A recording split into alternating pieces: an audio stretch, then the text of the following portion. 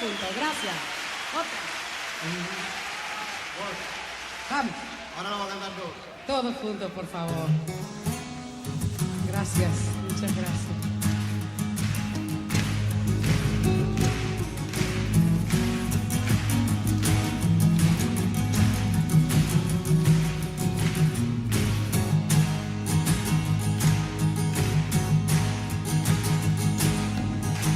Solo le pido a Dios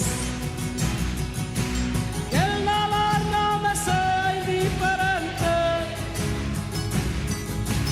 que la reseca muera. Muito bem, meus amigos dos Três Teses, estamos aqui iniciando mais um especial, hoje bem bacana, um convidado que a gente já estava vendo para fazer um contato e contar com ele aqui já há algum tempo, e agora foi possível aí, aceitou de pronto o nosso convite, mas antes de anunciar, vou primeiro saudar os meus amigos de sempre aqui.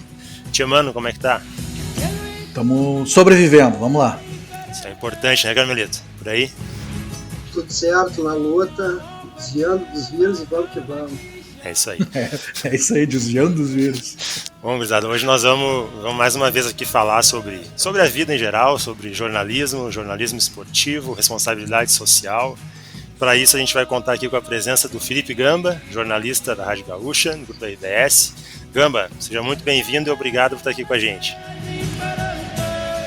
Oi, Vicente, eu que agradeço o convite. Carmelito, meu grande amigo, quanto tempo que eu não conversava com o Carmelito, hein? Se a gente for atualizar aqui as conversas desse período aí, vai longe esse episódio de hoje. Nossa, mãe. Tia Mano, obrigado pelo convite, pela gentileza ali no Twitter. Logo que eu vi o convite de vocês ali, fiquei muito feliz, muito honrado, porque a gente está precisando disso, pessoal. A gente está precisando cada vez mais de espaços para a gente colocar os nossos posicionamentos, para a gente debater o futebol além do campo, né? Para a gente sair um pouco dessa ideia de alienação. Eu acho que nós, jornalistas, nós não podemos em absoluto servir de palanque para alienação. Então, cada vez mais, a ocupação de espaços nesse sentido e o projeto de vocês aqui, com essa lógica, é um benefício fantástico para a sociedade, é um benefício, assim, para quem gosta de jornalismo, né? E no caso específico aqui, muito a gente vai passar pelo jornalismo esportivo, a gente tem que reforçar isso, a gente tem que reforçar, né, que o esporte, que o futebol, eles não estão alheios à sociedade, eles não estão alheios às questões políticas e o drama que a gente está vivendo, essa tragédia que a gente está vivendo no Brasil no momento. Então, muito obrigado e parabéns, né, pela abordagem que vocês fazem aqui. Acho que o papo vai render bastante. Espero, né, dentro do possível aqui, corresponder às expectativas, gente. Pô, a gente que agradece, né, Vicente, essa disponibilidade, e eu acho que tem tudo a ver, assim, a gente tem visto tuas manifestações, né, nas redes, nas tuas colunas, e tem tudo a ver com o que a gente tenta trabalhar aqui dentro do Três Teses, né, cara? Do futebol tem que ir além das quatro linhas, né? É isso aí. Gamba, eu quero então já começar te perguntando algo nessa linha, né? Vi uma coluna que tu escreveu recentemente sobre um sentimento que eu também tive no ano passado, quando começou o movimento do retorno do futebol, né, em meio à pandemia. Que é aquela sensação assim de uma impotência, né, um certo constrangimento, em algum aspecto até uma certa culpa, por estar acompanhando o futebol, falando sobre futebol, né, no meio desse caos que a gente vive. Né? Então eu queria que tu falasse um pouquinho pra gente sobre esse sentimento, como é que está sendo para ti lidar com isso, trabalhar diretamente com o futebol nesse momento.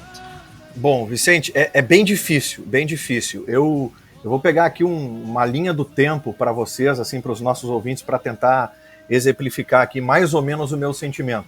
No ano passado, quando a gente teve a paralisação do futebol e do esporte na pandemia, ali a partir de março, que a gente começou com as paralisações, né, o Grupo RBS adotou como medida não interromper os programas de esporte. Então eu apresento um programa ao meio-dia e eu teria que seguir apresentando esse programa com o esporte paralisado. Mas vamos lá.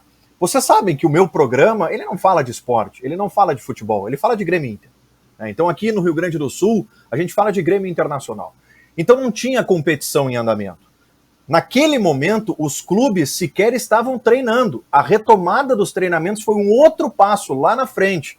Então ali naquele momento a gente começou a pensar muito, assim, eu e os produtores, as produtoras que passavam pelo programa, o que a gente ia fazer, afinal de contas? Porque é um programa informativo, não é um programa de debate, né?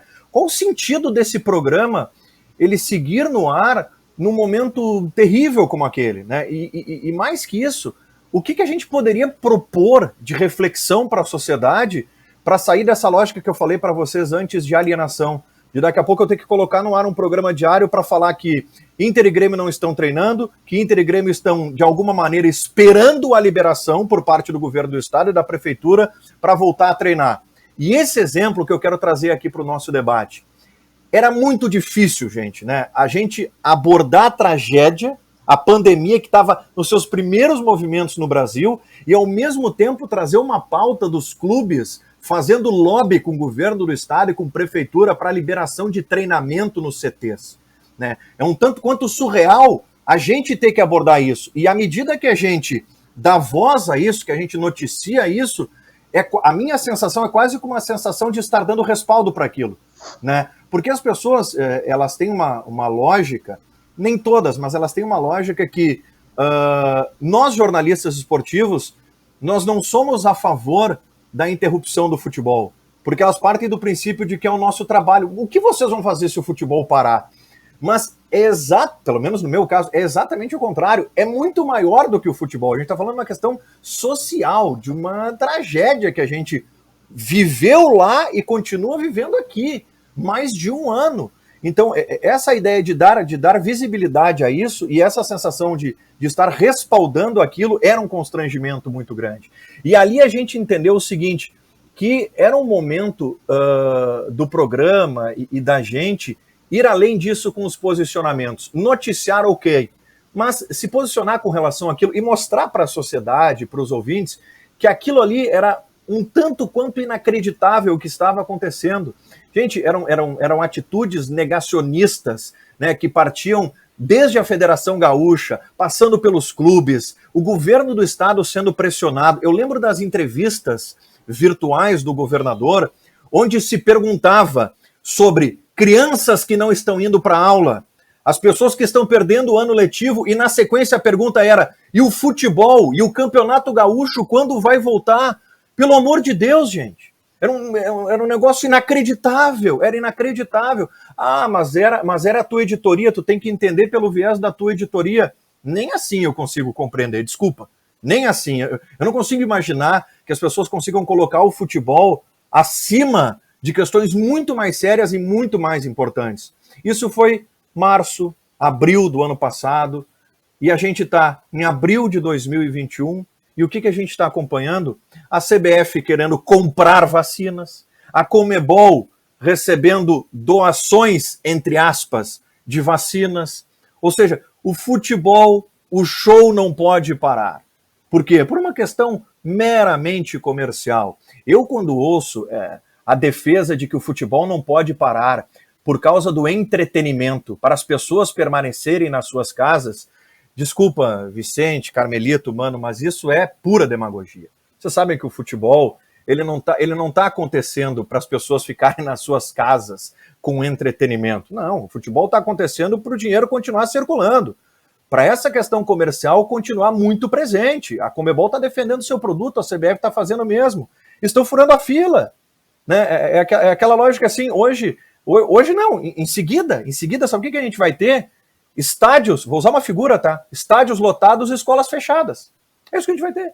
O cenário vai ser exatamente esse. Professor não sendo vacinado, os alunos não conseguindo voltar para as aulas, mas o futebol não pode parar. A Libertadores segue acontecendo, a Sul-Americana, a CBF, olha como a CBF é boazinha, ela vai lá comprar vacinas para vacinar os seus profissionais, para preservar os seus profissionais. Não, ela não quer que o show pare. É isso que ela quer, é isso que ela quer. E assim, se a gente começa a normalizar isso, nós como jornalistas, e a gente não questiona isso, olha o desserviço que a gente presta para a população. Olha o desserviço, né, que muitas visões, normalizando isso, naturalizando isso, estão prestando para a sociedade, gente. Ah, porque o futebol não pode parar, eu tenho que ter o meu lazer na quarta-feira à noite de assistir o meu jogo na televisão.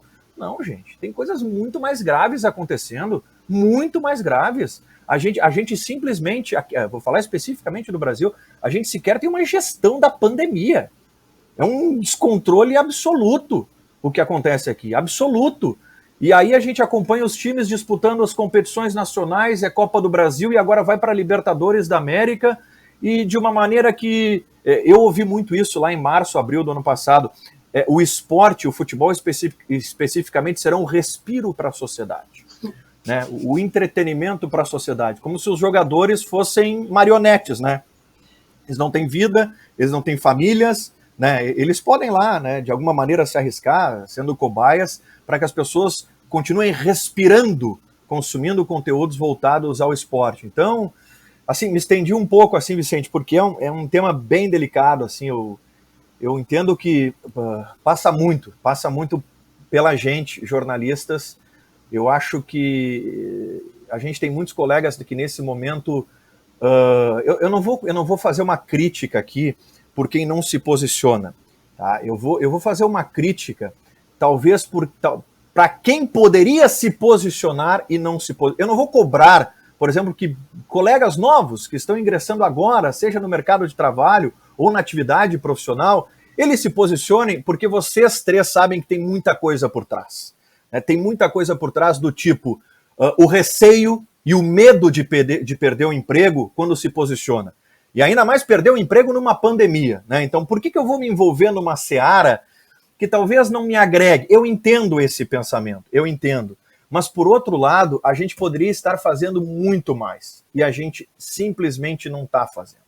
Porque a gente está ignorando todos esses assuntos, deixando os assuntos passarem batidos, a gente noticia, a gente normaliza, e o que a gente está fazendo de serviço para a sociedade nesse sentido? Porque lá na frente, gente, a história vai cobrar essa omissão. A história vai cobrar essa neutralidade. Do cidadão. O cidadão que lá na eleição passada sabe exatamente o que ele fez, e esse cidadão, com certeza, hoje ele não coloca a cabeça dele no travesseiro com absoluta tranquilidade. O jornalista, antes de ser jornalista esportivo, nós somos jornalistas, esse sim tem uma obrigação social de se posicionar com relação a isso que a gente está falando. E eu só estou trazendo aqui para vocês as questões que envolvem a minha atividade, que são as questões esportivas. Mas se a gente for além, a omissão ela está em todas as editorias. Nem se fala na editoria política, onde a gente no Brasil normalizou o jornalismo declaratório de uma maneira que foi o jornalismo declaratório que nos colocou onde a gente está hoje. Em troca de venda de manchete, em troca de engajamento, de matéria para vender acesso e tudo mais. Então, enfim, são reflexões que a gente pode ir fazendo aí, gente. Antes de passar para os amigos, né, sei que estou me atravessando, é a primeira rodada, mas eu lembrei de uma frase que o Roberto Jardim citou aqui num Três Teses com a gente, que acho que é do Juca Kfouri que ele citou, que é aquela coisa de a gente não exige o sacrifício do pescoço alheio, né? Então essa coisa assim do medo, do receio, todo mundo sabe onde o calo aperta, né? Onde o seu calo aperta, mas é como tu falou, né, Gamba, tem pessoas que estão em posições de tomar partido, de dar um exemplo, de conduzir um pouco a coisa nesse sentido, né? Mas aí a gente cai naquela coisa, né? O jornalismo tem a função social, tem os seus princípios, mas na ordem capitalista ele também é um negócio, né? Então às vezes ainda tem mais essa questão, né, do interesse comercial, que às vezes ele está em um campo oposto ao interesse social, né? Então é bem complicado essa questão. Eu já vou entrar nisso que tu falou da alienação, que tu há poucos, tem umas 2 semanas tu escreveu uma coluna sobre alienação, né? Que a gente está passando aqui, e muito dessa alienação a gente vê em situações práticas, né, das pessoas e dos jogadores. Agora, a gente teve esse caso do final de semana dos jogadores do Inter, né, do Nonato, do Dourado e do Heitor. Dos 3, né, na folga aí para Santa Catarina, enfim, com as suas esposas, namoradas, mas tem aquela aglomeração, né, aquele pessoal lá nos barcos, e aí isso parte muito dessa alienação, que o pessoal normalizou tanto, e tudo dentro do futebol está sendo normalizado, como se a gente não estivesse passando num período de pandemia há mais de 1 ano, e os jogadores entram nessa onda, né, cara, e é mais grave ainda, cara, porque tu vê que daí a alienação do jogador de futebol ela vai além, porque é na mesma semana que o clube demite 60 pessoas para enxugar as finanças, e os caras fazem uma ostentação. Tu acha que o futebol está vivendo completamente um mundo à parte? Muito, muito, e não é de hoje. O futebol, ele é, primeiro, tratado como um mundo à parte, e a gente, da imprensa, tem uma responsabilidade gigantesca nisso, A gente não tem que tirar o corpo fora na hora de apontar dedo para jogador, porque a gente está inserido nesse contexto aí. A gente, quando idolatra jogador do dia para a noite, a gente, quando fica, de alguma maneira, com essa postura paternalista para jogador de futebol, que os clubes têm, a imprensa também tem. A imprensa tem muito, porque a gente não questiona o que se transformaram as entrevistas hoje, gente. A entrevista, ela não é mais um momento de questionamento. Ela não é mais um momento que a gente tenta contrapor a posição, seja de um dirigente, um treinador ou um jogador. Isso não acontece mais. Né? A gente vai lá, a sensação que eu tenho nas entrevistas hoje são um pedido de declaração da nossa parte. Olha, por favor, poderia falar sobre... Gente, isso não é entrevista. Desculpa, mas isso não é uma entrevista. E essa questão do mundo à parte, nós somos responsáveis, os clubes são responsáveis, porque à medida que o jogador de futebol ele sente que ele pertence a um mundo que ele não existe, e pessoal, vamos combinar aqui, esse mundo ele é irreal, né? Eu sempre crio para mim a imagem, e isso na Copa de 2014 mostrou muito para mim, assim, a imagem de um grupo de jogadores, de um selecionado dentro de um ônibus, transitando por Salvador na Copa do Mundo, que é onde eu estava. E aqueles jogadores milionários dentro daqueles ônibus, né, com aqueles vidros fechados, que as pessoas não conseguem ver quem está dentro daqueles ônibus, mas aqueles jogadores, eles olham a realidade do nosso país. Eles passam pelas mazelas do nosso país, pelos dramas do nosso país. E aquilo ali para mim, representa exatamente o que é o futebol hoje. E pode trazer para a nossa realidade aqui, quando os jogadores de Grêmio Internacional estão nos seus ônibus transitando pela cidade. Será que aquilo ali não sensibiliza? Será que aquilo ali não choca? Será que eles não consomem notícias? Será que eles não olham que naquela semana o clube demitiu 60 e tantos funcionários e muitos deles continuam lá com seus salários milionários? Eu não estou entrando aqui no mérito, eu não estou defendendo em absoluto que teriam que sair os jogadores, não é isso que eu estou dizendo. Eu jamais vou pedir saída de jogadores, jamais, porque o emprego é o que mantém as pessoas. Tá? Então, assim, a questão é aquilo que o Mano falou, a mensagem, né? Olha a mensagem que está se passando justamente naquela semana, olha a mensagem que está se passando no momento de pandemia. O Dourado, o Heitor e o Nonato, eles têm a vida inteira, Carmelito, a vida inteira para pegar o carro deles, para pegar um avião particular, ir para o litoral de Santa Catarina, entrar numa lancha, fazer foto, fazer histórias, beber o que eles bem entenderem, na folga deles, em um outro momento, mas não agora. Né? Eu ouvi muito, né, sobre esse episódio, que os jogadores precisam de um momento de folga para relaxar. Eles estão tendo um momento de folga para relaxar na casa deles, com os familiares deles. Por que a necessidade de ir para o litoral, de fazer aglomerações e ostentar? E aí chega naquilo que eu quero trazer para vocês. Não basta ser milionário, não basta ser visto pela sociedade como um profissional que está muito acima dos demais. É preciso ostentar, é preciso esbanjar, é preciso mostrar para as outras pessoas como eu estou bem, como eu tenho sucesso na minha vida, como eu não sou como vocês, porque isso destaca, isso mexe com o ego. E aí as pessoas, e o jogador de futebol, os jogadores, gente, eu não vou generalizar, porque eu não quero ser injusto, mas a absoluta maioria são egocêntricos. O Carmelito sabe do que eu estou falando, Vicente sabe, o Mano sabe. Eles não sabem lidar com uma crítica. Uma crítica eles não sabem lidar. Não sabem lidar com a adversidade. Uma crítica já me lindra. Já me lindra. E aí eu vou entrar num outro ponto. A boa parte deles veio de baixo, gente. Veio de baixo. Enfrentou todas as dificuldades que a maioria da nossa população enfrenta. Né? O que acontece nesse meio do caminho que eles se descolam de uma maneira da realidade social do país e que passam a viver nesse mundo paralelo? Teve um episódio essa semana que o Hulk, jogador do Atlético Mineiro, colocou uma foto, e aí foram fazer uma matéria sobre a foto dele apoiado no carro dele, descobriram que a meia que ele estava usando custa R$2.000. O Hulk tem dinheiro para comprar a meia de R$2.000. Mas qual é a necessidade de transmitir essa mensagem num momento como esse para a população brasileira, que ele usa uma meia de R$2.000? Quem é que no Brasil ganha R$2.000 de salário? Entende? 14 milhões de desempregados. 14 milhões. Aí tentam dar um auxílio emergencial de R$600, eles tentam diminuir para 300, para 200, ou não dá. 250. É muito triste, gente, é muito triste. Por isso que eu falei da nossa responsabilidade, porque a gente trata isso de uma maneira normal. a gente é muito triste, por isso que eu falei, mano, da nossa responsabilidade. A gente também tem que... O que a gente faz para mudar isso? Ah, o jogador tem o direito, o dinheiro é dele, eu entendo tudo isso. Mas eu me preocupo é com a mensagem e com a falta de compromisso social de muitos deles. Não, e tem outra, né, cara? A gente viu também que esse mundo do futebol, esse glamouroso, ele também ele pode ser cruel. Uma semana atrás estava rolando aí o jogo do Vasco contra o Tombense. Daí eu identifiquei o goleiro do Tombense, quem é. O goleiro do Tombense era aquele que era do Santos, que num vídeo Felipe colocou lá, o Felipe colocou lá que o que ele gastava de ração pro cachorro dele, o cara não ganhava por mês. Ele falou isso pro torcedor do Santos, que criticou, que ousou criticar ele. Tá lá, cara, tá no Tombense, tudo bem, o Tombense tá fazendo o trabalho dele, mas o mundo dá voltas também, e o cara, se não aprende, ele tá lá em cima, mas daqui a pouco... E o pensamento da maioria é esse.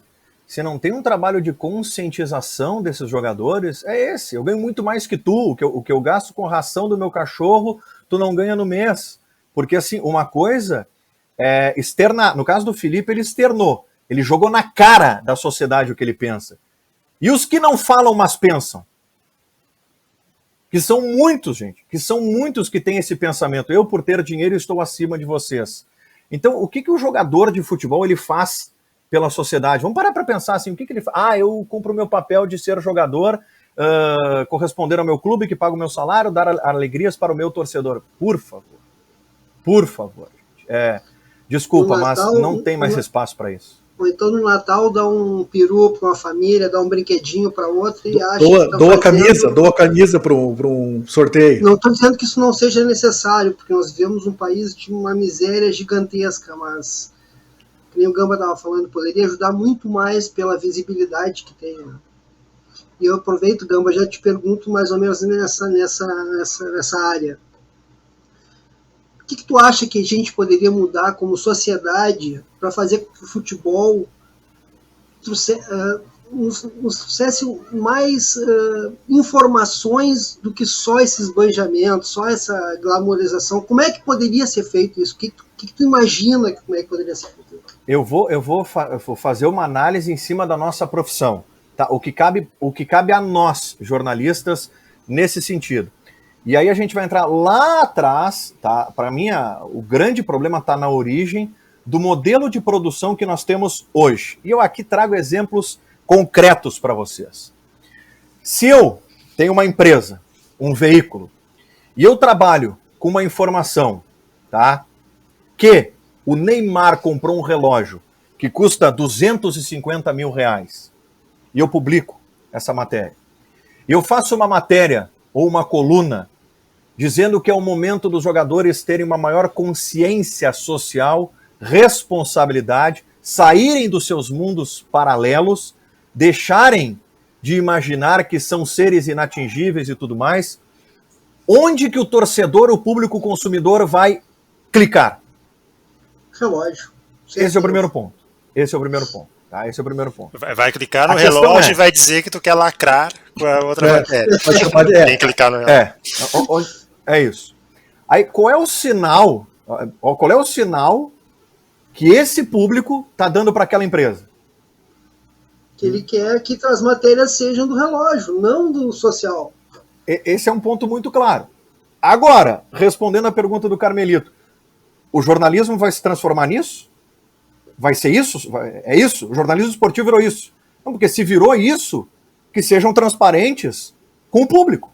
A gente não tem nenhum interesse em debater a profundidade do futebol, a gente não tem nenhum interesse em debater toda a complexidade do futebol, a gente considera esses assuntos chatos, a gente nunca vai chamar esses assuntos na capa, a gente nunca vai sinalizar para o nosso público que estamos abordando esses assuntos, mas está lá, né, com uma falsa pluralidade, está lá. Mas o que vende mesmo não é isso. O que vende mesmo é o entretenimento, é engajar as pessoas com a futilidade do futebol. Então, se a gente não mudar o nosso pensamento, e se a gente continuar achando que a gente não faz parte disso, e volto lá, acho que foi na primeira manifestação do Vicente, que ele falou a questão do capitalismo. Quando o capitalismo se sobrepõe à lógica social do jornalismo. Enquanto isso continuar prevalecendo, de verdade, Carmelito, eu não tenho muita esperança numa mudança a curto prazo. Não tenho mesmo, não tenho.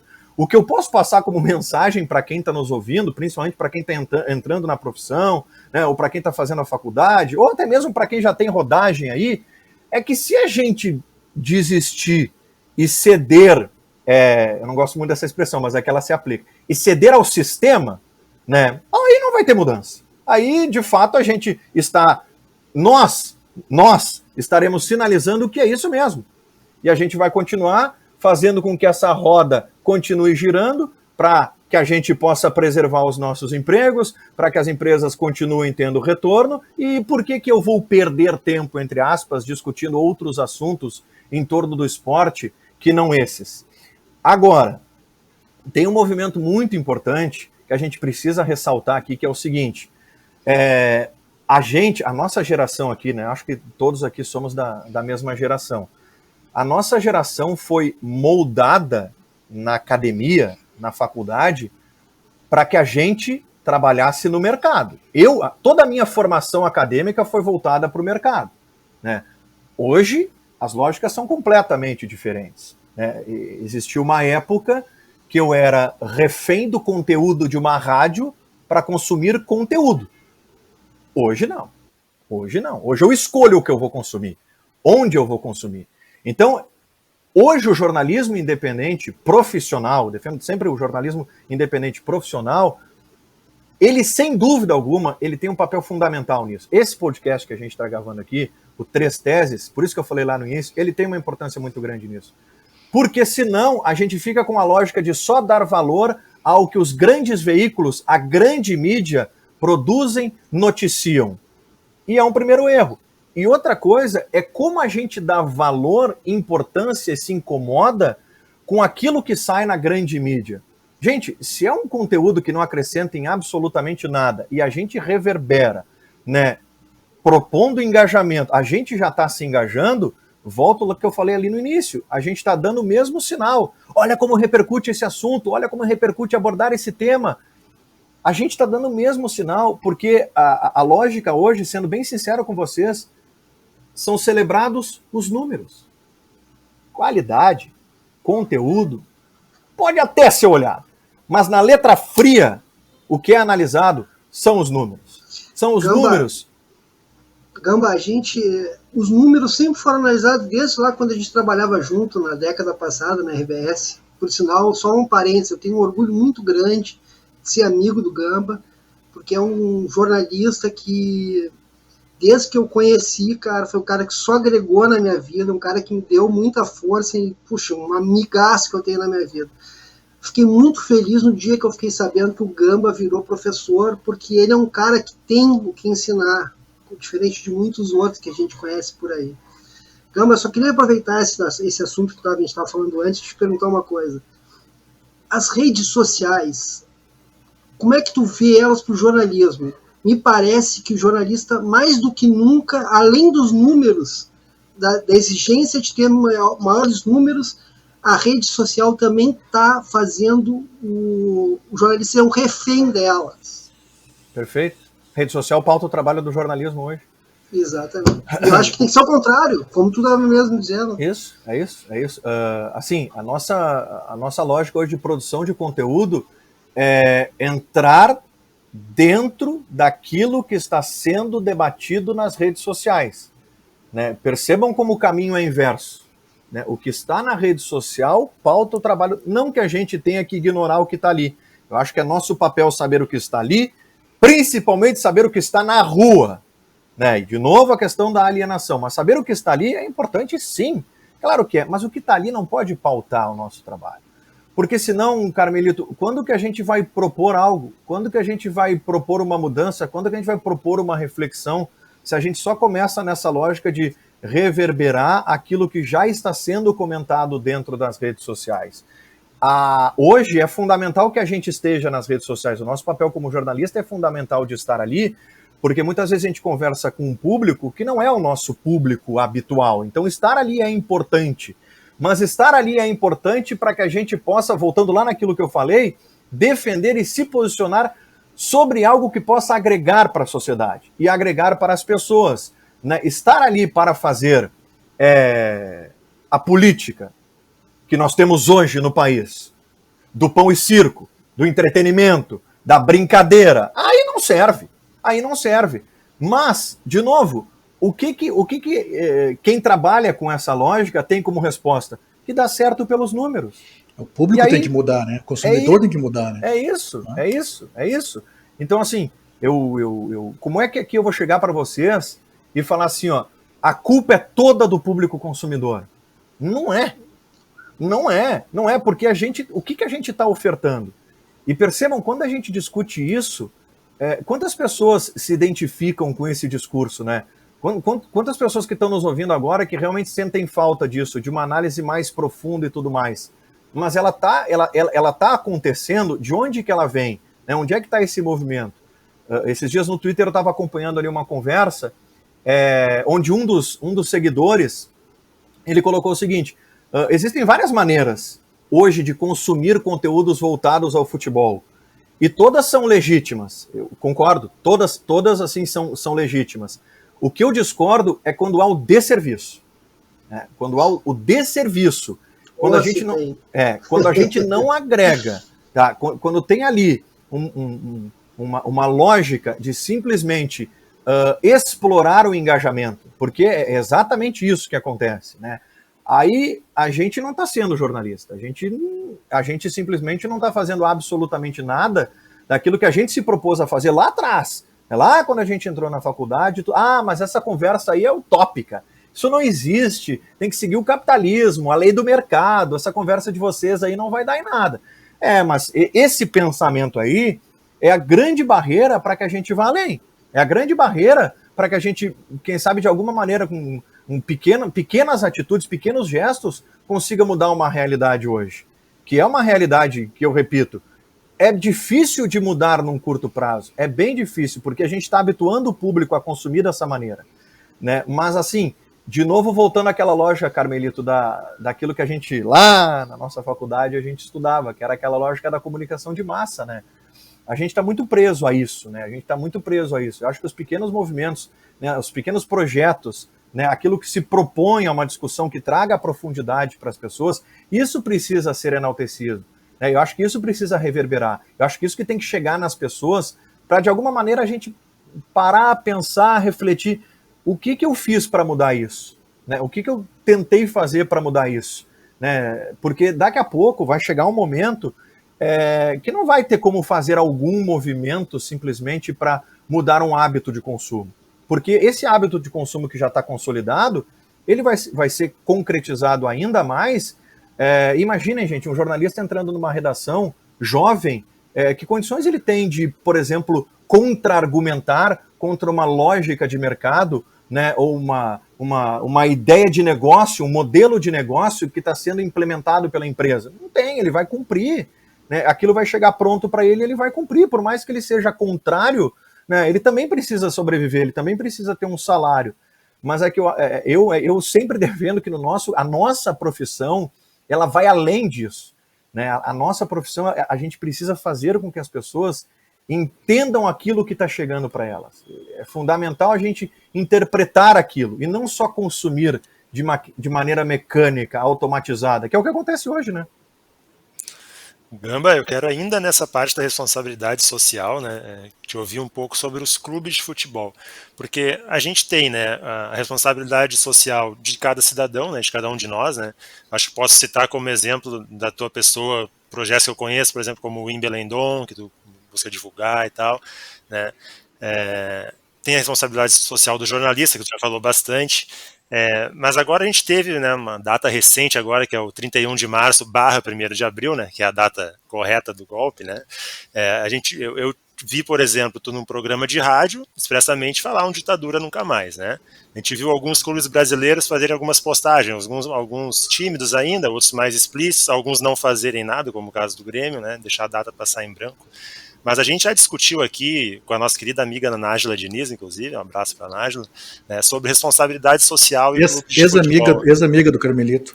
Eu não sei se ainda é ex-amiga. Não, é ex-amiga, ela não me dá mais bola, impressionante.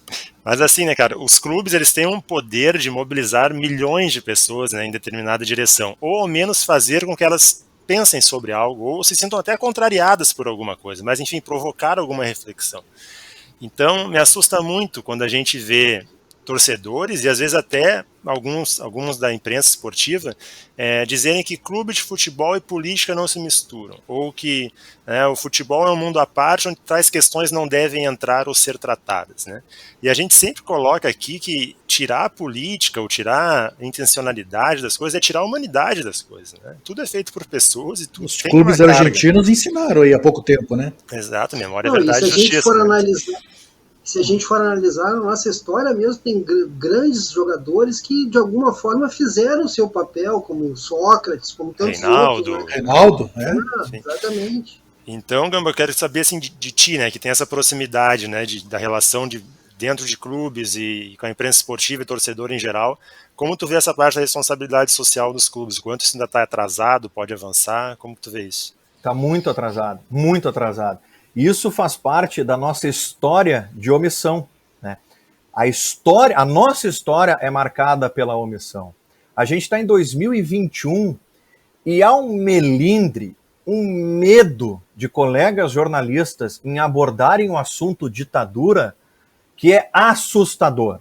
É assustador. Gente com posição, gente que poderia agregar muito, ou que se recusa por não querer se indispor, ou porque simplesmente, que é o que eu não quero crer, porque são jornalistas, entendem que foi um momento que fez parte apenas da história do Brasil e que não deixou nenhum rastro de sangue, como deixou.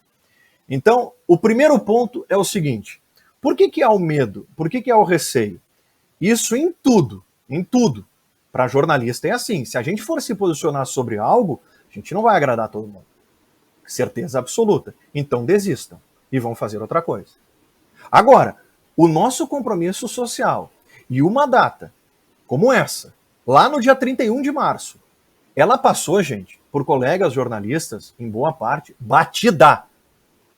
ignorada. Hoje 30... E onde é que está o posicionamento? Né?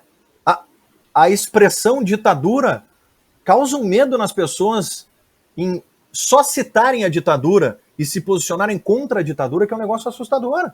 Porque é o momento justamente de trazer para a sociedade informação sobre o que foi a ditadura, gente.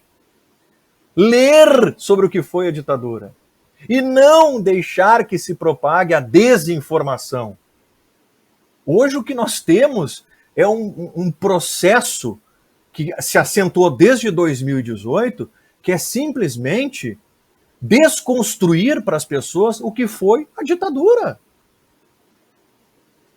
E muitas pessoas que estão nos ouvindo agora, tomara que não, porque eu tenho certeza que o ouvinte aqui do Três Teses não tem esse pensamento, mas muitas pessoas defendem que foi um grande momento na história do Brasil. Vocês sabem disso.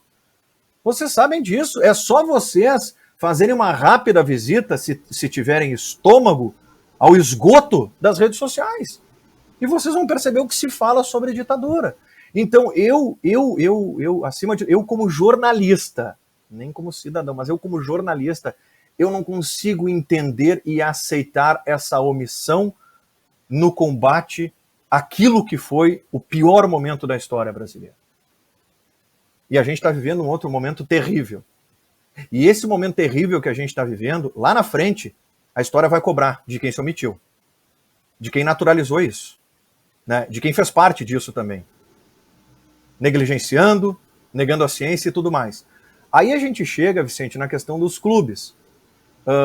Tem uma questão cultural aí que tem um oceano de diferença entre a questão cultural dos argentinos, da população argentina, do argentino... A cultura argentina. É a cultura argentina, né? É um povo, Carmelito, que olha para a sua história.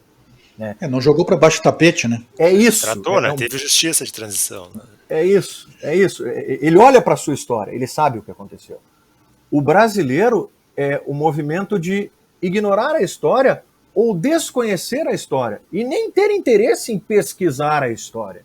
Nós politizamos a ditadura a tal ponto no Brasil que para muitas pessoas é algo que não aconteceu. Gente, a gente está sendo testemunha durante a pandemia de como tentam negar a existência de uma pandemia. Inacreditável. É um negócio surreal que a gente está vivendo. Gente. É um negócio surreal, é inacreditável. A gente está acompanhando, a gente é testemunha disso. E aí, quando a gente tenta cobrar que os clubes brasileiros tenham um posicionamento como tiveram os clubes argentinos, eu preciso olhar para a cultura do nosso povo. Né? Eu preciso olhar para a característica da nossa população e da nossa sociedade. E nós não estamos preparados, infelizmente, para esse tipo de discussão. Só que um clube de futebol, com a força, o impacto que ele tem, a penetração que ele tem, ele pode ser parte fundamental nisso. Em alguns posicionamentos, os poucos posicionamentos que tiveram dos clubes brasileiros, eles ocorreram, mas o Carmelito, ele não foi de maneira pura. Foi disfarçado. Ele não foi de maneira espontânea. O clube pensa isso. Muitos posicionamentos foram um retorno a uma cobrança. Não faz parte da cultura do clube. Protocolar, né? Não, é protocolar. E o medo também de usar a expressão ditadura, não sei se vocês perceberam. Sim, saiu um monte de defesa da democracia, mas pouquíssimos contra a ditadura. Poucos falaram ditadura. Como é difícil, né? Fluminense, né? Quero parabenizar que foi um dos que botou ditadura nunca mais. Como é difícil abordar esse assunto. Então, o que a gente pode entender aqui hoje da questão do posicionamento dos clubes? Não esperem uma mudança muito rápida num curto período. Eu estava lendo o Marcelo Carvalho, que é ouvinte de vocês aqui, meu parceiro. Aliás, um beijo para a Nájila, vocês citaram ela ali antes, né? A gente conversa bastante, tem uma troca legal ali no Twitter. E o Marcelo escreveu algo que eu sempre procuro olhar o lado otimista da coisa, né? Sempre procuro encontrar um lado otimista da coisa. Eu fiquei muito frustrado, decepcionado com a omissão dos clubes, com a omissão de colegas jornalistas, mas o Marcelo chamou a atenção. Tá mudando, né? Antes não tinha nada, agora já são poucos. Antes nem se combatia o racismo, nem se colocava uma mensagem de combate ao racismo. Hoje já se debate, né, internamente nos clubes a necessidade de se posicionar contra o racismo. Então, eu acho que a gente está muito atrasado, sem dúvida, mas por menor que seja, há uma evolução. Mas imaginem, gente, se o clube de futebol ele já tem esse pensamento, essa mentalidade enraizada lá nas estruturas do clube, imagina, Vicente, o que chega para o jogador, né? Eu fico pensando assim, porque o assessor de imprensa de um jogador de futebol não é um assessor de imprensa para dizer, olha, hoje tu tem 3 entrevistas, hoje tu tem que dar uma entrevista na rádio, tu tem que dar uma entrevista no portal. Não, gente. Um assessor de imprensa hoje é uma pessoa para também ajudar a gerir a consciência mental desse jogador e a carreira dele. Né? Então, é para ajudar o jogador, para que ele entenda isso. E aí, acho que foi o Vicente e o Mano que vocês citaram ali, o Sócrates, o Reinaldo, o Casagrande, a democracia corintiana. Hoje a gente pode citar o Igor Julião. Então, são os movimentos, o Richarlison, assim, os movimentos dos jogadores pontual, é tão difícil acompanhar que quando tem alguém, primeiro que essa pessoa se destaca e a gente não esquece, né? Porque não é algo natural, não é algo que faz parte da cultura do brasileiro. E aí, só para não perder o gancho do que o Vicente falou, e eu não falei isso em lugar nenhum, né? Eu queria ter falado sobre isso, queria ter escrito sobre isso, não escrevi, não falei, vou falar aqui para vocês. Eu estava acompanhando a repercussão do discurso do Thiago Leifert sobre a questão do racismo que aconteceu no Big Brother, né, envolvendo lá os participantes e tudo mais. O Thiago Leifert, ele escreveu um artigo há alguns anos, é só buscar aí o artigo, eu não me lembro de cabeça para quem que ele escreveu, onde ele foi taxativo. Futebol e política não se misturam. Sim. E o artigo Acho dele, tem 2 anos isso. E o artigo dele estava condenando quem? O que ele estava condenando? O Kaepernick, na NFL. Sim. com o posicionamento dele. Que esporte não é lugar para isso. Meu Deus do céu. Política e esporte não se misturam. O artigo dele defende que esporte é entretenimento. Que bom que ele evoluiu. E eu quero acreditar nisso. Que bom que ele evoluiu nesse período, daquilo que ele pensava para aquilo que ele colocou ali publicamente. Porque uma pessoa que tem a representatividade que ele tem, o impacto que ele tem, onde ele trabalha, defender que política e esporte não se misturam naquele episódio emblemático, que foi o episódio que nós tivemos na NFL, desculpa, gente, mas isso é um desserviço. Sem dúvida. Aproveitar só que o Gamba citou o Marcelo, né? Grande abraço para o Marcelo. E para quem está chegando no Três Teses, né, hoje através do Gamba, né, a gente vai deixar o Marcelo tá no nosso episódio 10 com o Marcelo. Vou chamar de novo para a gente fazer um outro com ele. O Marcelo sempre é necessário. Só gostaria de destacar uma coisa disso que o Gamba falou, tá? Eu concordo muito com o Gamba em relação à necessidade de começar a ser feito. Eu acho que esse ano vai ser para mim marcou, porque eu não me lembro de outras épocas que algum clube tenha se posicionado desta forma. A gente vê, é um caminho árduo. A gente vê, por exemplo, a homofobia.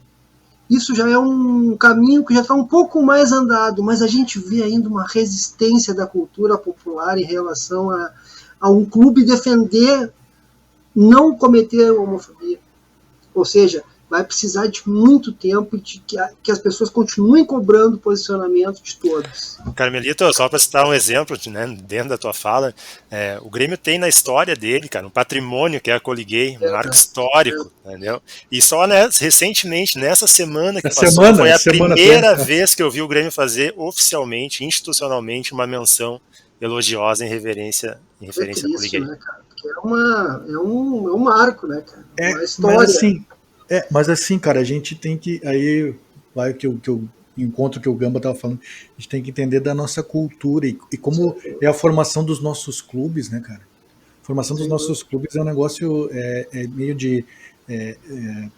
São castas, né, cara? Olha o que é o conselho, né, cara? Tá mudando, né, cara? Tá mudando um pouquinho, é difícil mudar. É difícil. São várias dinastias aí, né, que vão se sucedendo, e é difícil fazer essa mudança aí dentro dos clubes. E é uma coisa que tem que ser institucional. A gente vê na NBA, da última temporada, cara, toda a campanha que foi feita, porque os jogadores exigiram, cara, é a consciência dos jogadores. Não, nós somos importantes, e a associação, a NBA, não, nós estamos com vocês. Questão de voto, questão contra o racismo. Cara, os caras cancelaram. E aí aquele negócio que a gente fala do business, né, do esporte, capitalismo direto, os caras cancelaram a rodada inteira da NBA. A força dos jogadores. Mas daí é aquela coisa, né, os jogadores, o povo cultura. Tem uma cultura de se posicionar, de se defender as coisas que eles acham justas. No nosso país, houve uma ditadura que milhares foram mortos, gente foi torturada, e na hora que acabou a ditadura, o que foi feito no país? Passaram a mão na cabeça dos torturadores, disseram, não, vamos fazer um esqueminha aqui para vocês não serem culpados e vamos seguir em frente. Hoje em dia os caras acham linda a tal da ditadura. Em relação ao papel dos jogadores, né, a gente tem uma diferença brutal, né? A gente não se imagina uma associação de jogadores no nível que tem a NBA de engajamento. Né?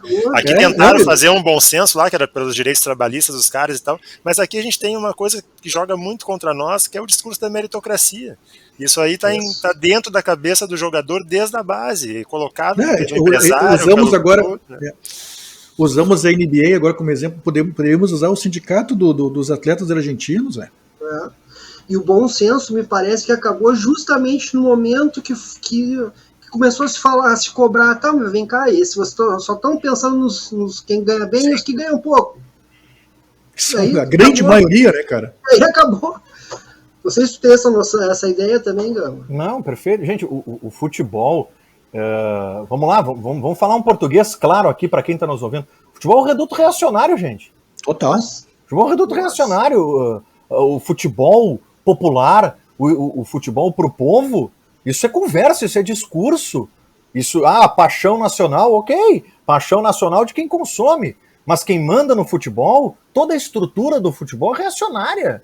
Total, as estruturas dos clubes, vocês falaram é só vocês olharem como é feita a composição dos conselhos deliberativos dos clubes.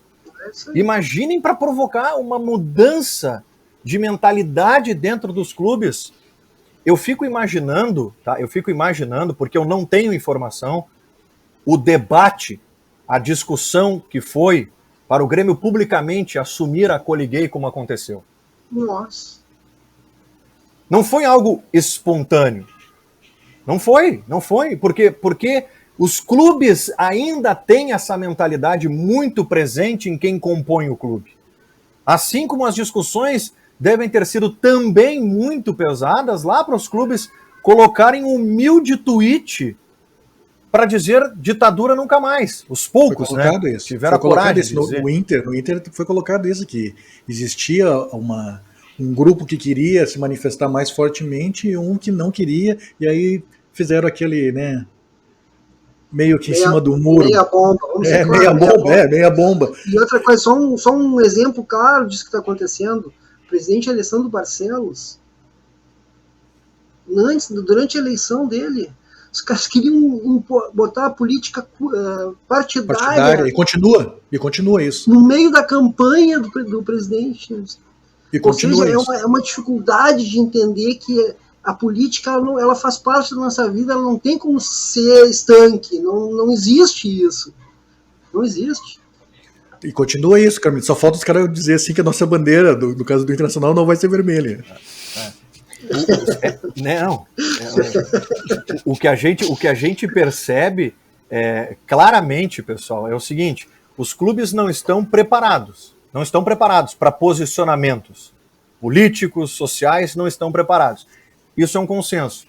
Mas os clubes também não estão fazendo movimentos para amadurecerem esses assuntos internamente. A sensação que eu tenho é que cada vez que chega uma data emblemática como essa, os dirigentes, eles começam a se apavorar.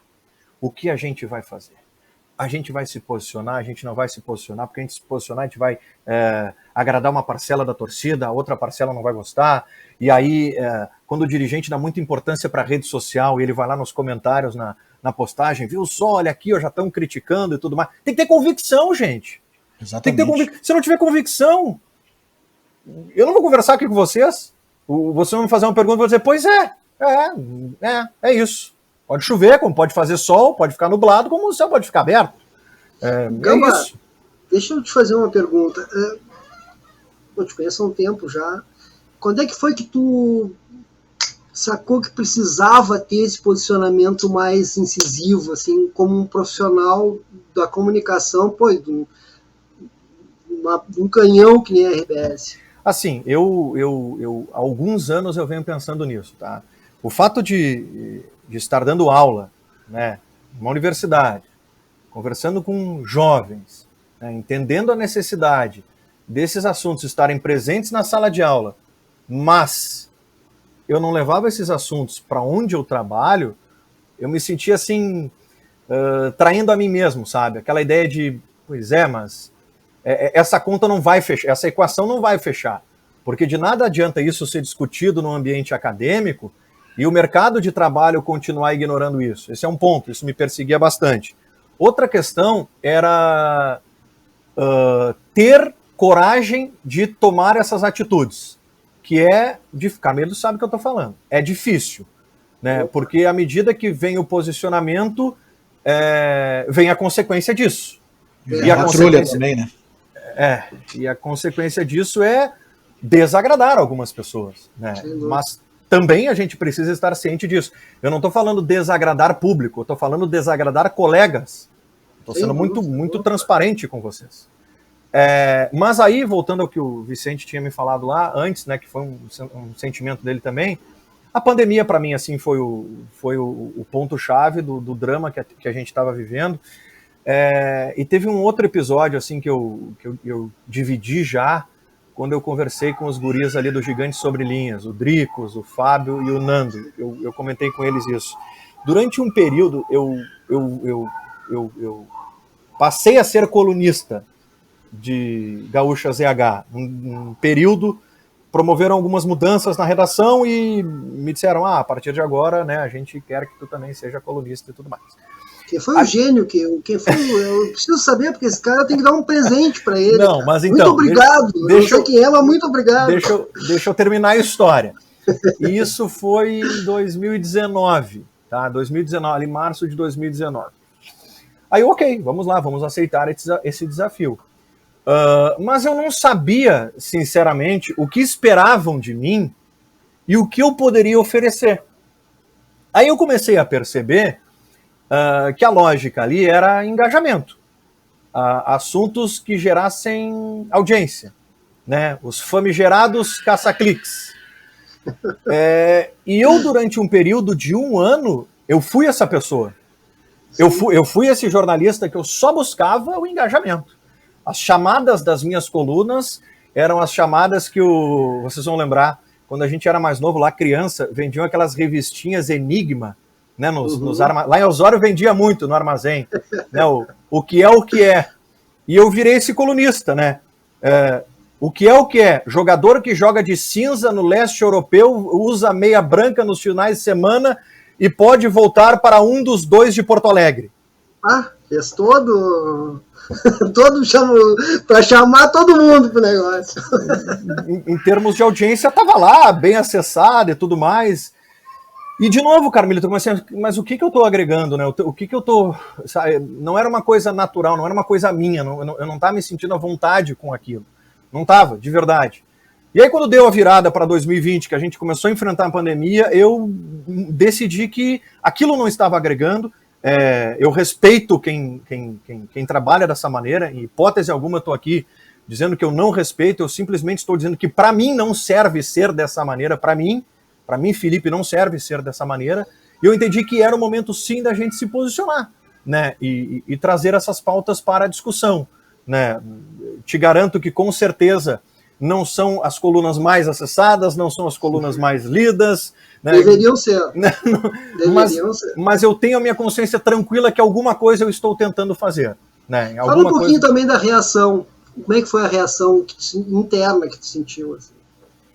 Que eu digo das amizades, do trabalho, da direção. Muito positivo, assim, muito respaldo desde o início, muito respaldo, assim, eu percebi um respaldo nas discussões que eu tinha para tentar encontrar esse caminho, já que eu tinha colocado que aquele caminho era um caminho que eu entendia que eu não estava sendo eu entendi muito respaldo nessa parte.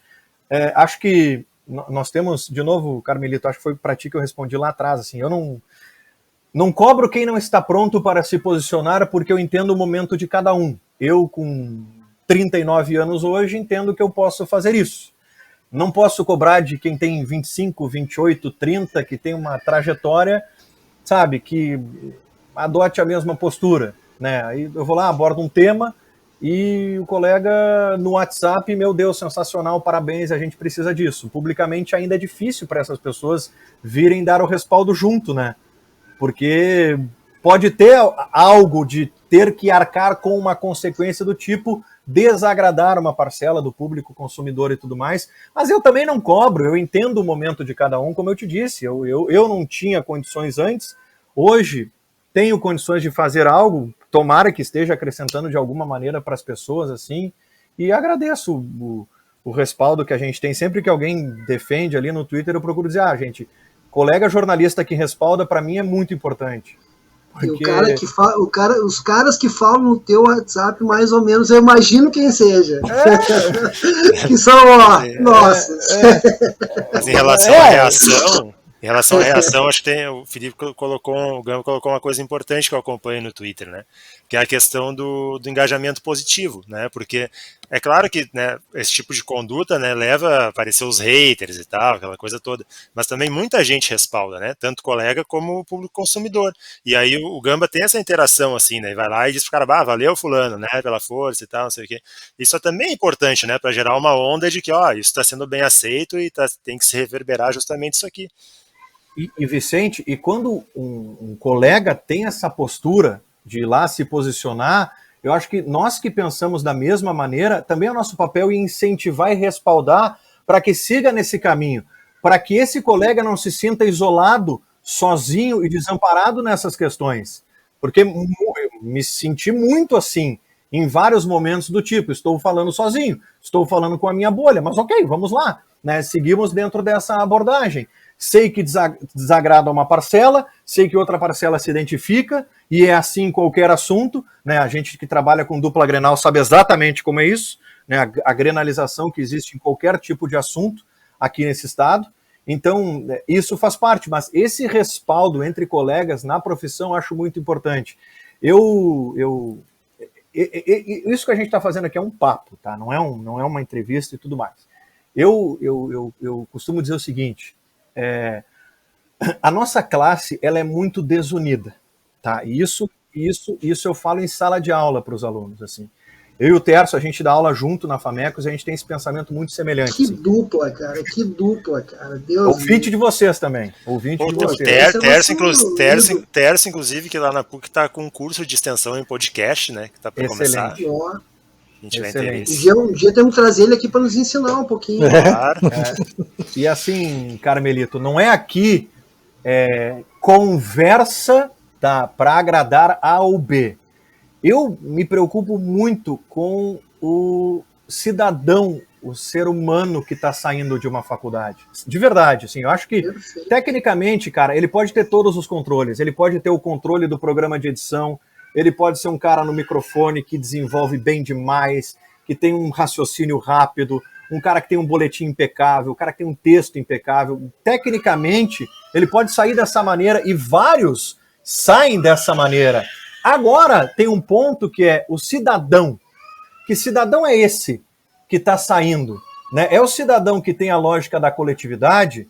É o cidadão que tem a lógica de respeitar o colega e não o crachazão? Né? O meu crachá, eu trabalho só para minha empresa.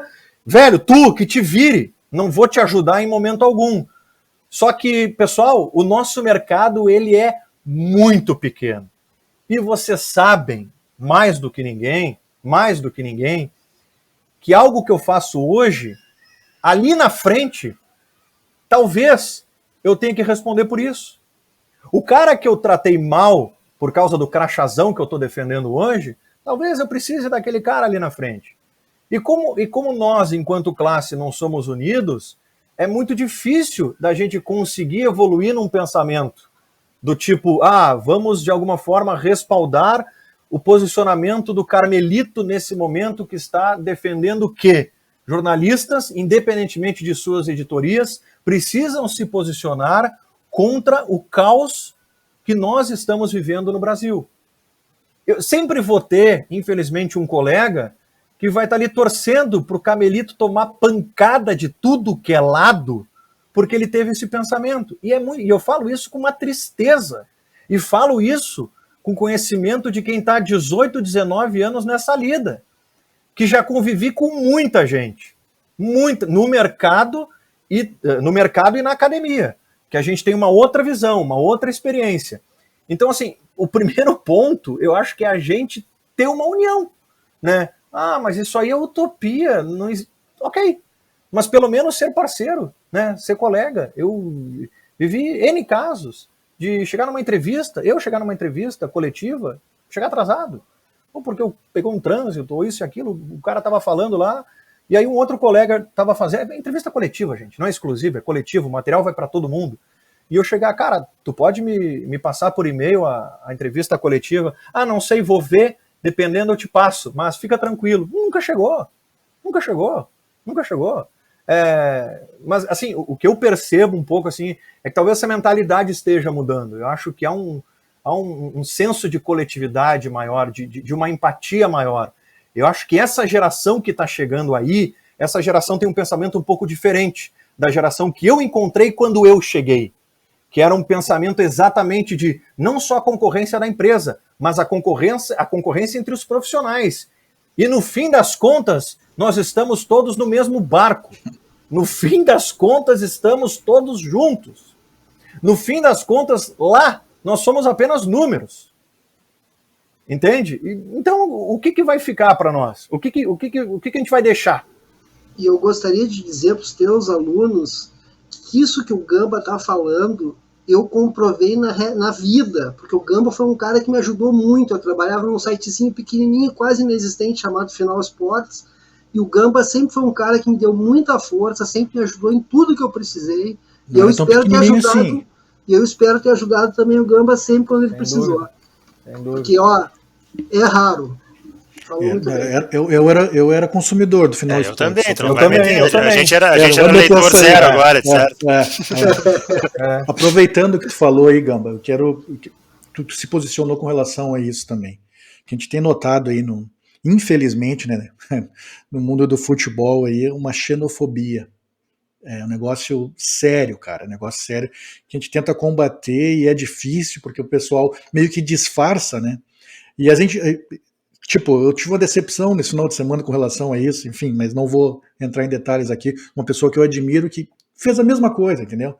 Ah, esse português, pô, cara, se igualou nela, tipo, e isso tem sido recorrente e é uma coisa assim, tipo, que joga a torcida também contra esses profissionais que estão vindo de fora para trabalhar no Brasil, e os caras estão vindo, a gente vê que os caras vêm com uma maior boa vontade e com vontade de mostrar o serviço deles, de agregar alguma coisa, e são bombardeados, cara. E às vezes eu vejo uma entrevista coletiva, né, a gente vê coletiva, e eu fico triste, cara, porque daí tu tá o cara lá esperando para responder taticamente, e aí não vem nada, vem assim, tu já conhece fulano tal, o que tu acha da rivalidade? Pô, cara, não agrega nada, entendeu?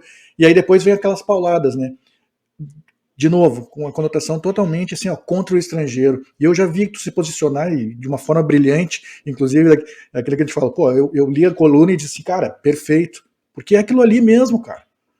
Mas tu deve ter uma dificuldade interna também com relação a isso. Né? Mano, deixa eu me associar com uma pergunta junto com essa aí, porque a gente já tá com 1h05, né? Não vamos tomar muito tempo do Gamba. Não, mas só um pouquinho, só um pouquinho, Vicente, nós temos que escutar esse homem falar sobre futebol. Claro, é aí que eu quero entrar. É aí que eu quero entrar. Eu não quero, né, deixar passar a presença dele aqui sem perguntar de análise esportiva, né? De análise de campo também.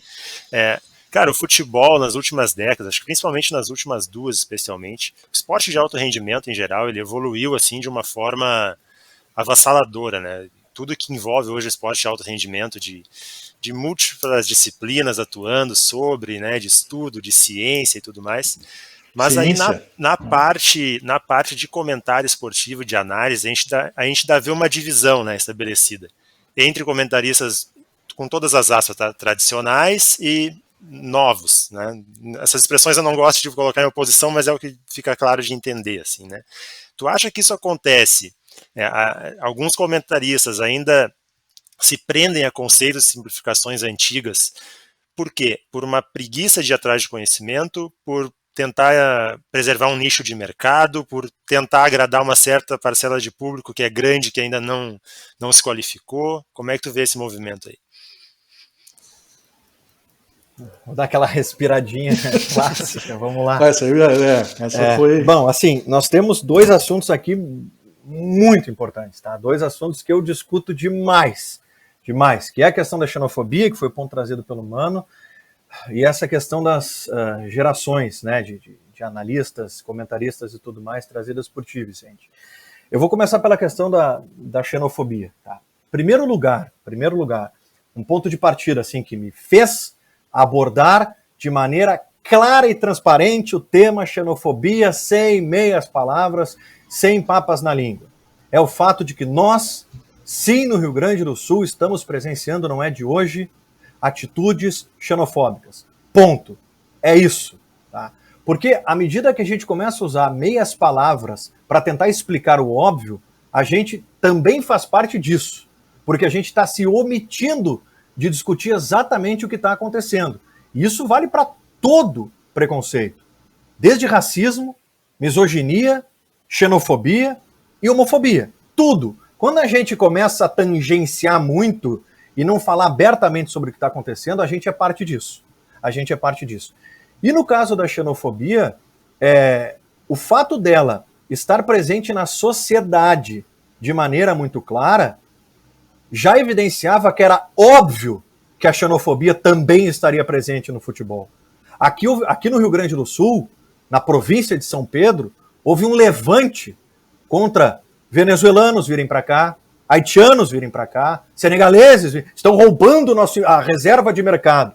Estão roubando Médicos cubanos. os médicos cubanos, gente. Corram os médicos cubanos daqui. Então, assim, tá aí de novo a sociedade. Vou jogar para vocês a sociedade. Ah, mas não é o mundo. Não, é a sociedade.